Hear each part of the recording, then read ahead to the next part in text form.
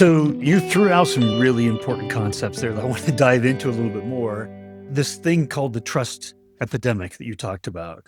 All you got to do is go to the most recent LinkedIn Edelman Trust Barometer. And of 32,000 respondents worldwide, 61% think us as business leaders are being intentionally misleading.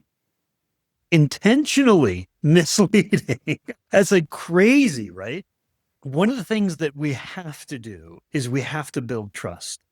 And typically that's been a role of building the brand, right? But every interaction, whether it's with a salesperson, a customer service representative, right? Anywhere, any interaction coming to our website all helps build that, right? And this has led to the point where self-service buyer journey, where they're waiting longer and longer and longer to want to talk to us. And when they do, they already have their top picks already in their own mind, right? This is one of the biggest issues that we have.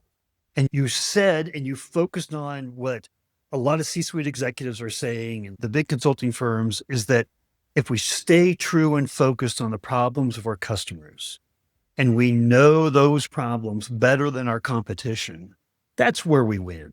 That's where they think we get it and we get them, right? And that transcends things like product, where ChatGPT is writing code these days. We're not going to put a foundation of long-term differentiation on our companies based on product feature.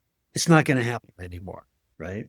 So how do we, in this trust epidemic world, where we know the key is understanding our customers in fundamental ways deeper than we ever have needed to before, what does that mean for us? What does that mean for getting to more conversion? What does that mean for fundamentally, what do we have to do differently these days?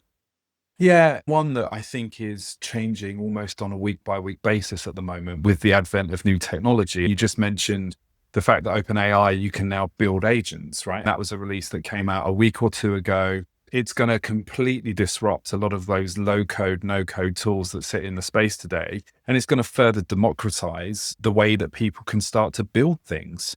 And companies might sit there and go, we need some governance and framework and structure around the use of these tools. But when you've got these tools in the hands of everyday humans, actually, it's much more about educating humans on what's right and wrong within those tools and actually helping them through that kind of learning curve so that they can actually use those tools for benefit both of themselves, but also within the workplace. So there's a whole piece there that might be an interesting future podcast for you, because I think it's one that everyone's grappling with.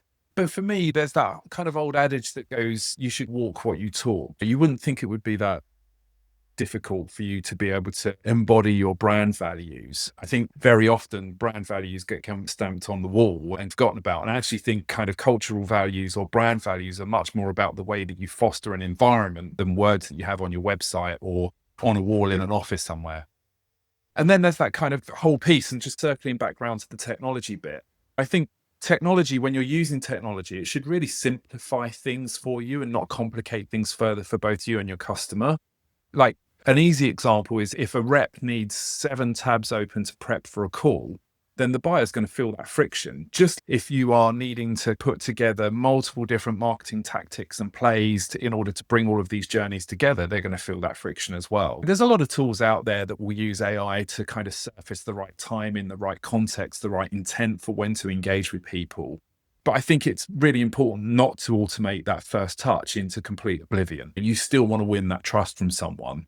And so I think the risk really is that you over automate and that then starts to erode trust, whether that's through poorly written content, through AI or LLM tools, or indeed any other tools that kind of sit in that space. Like, we've all been on the receiving end of a bizarre kind of automated SDR outreach, right? That stuff just turns people off. And I think, and again, maybe another good idea for a future podcast is looking at that SDR playbook.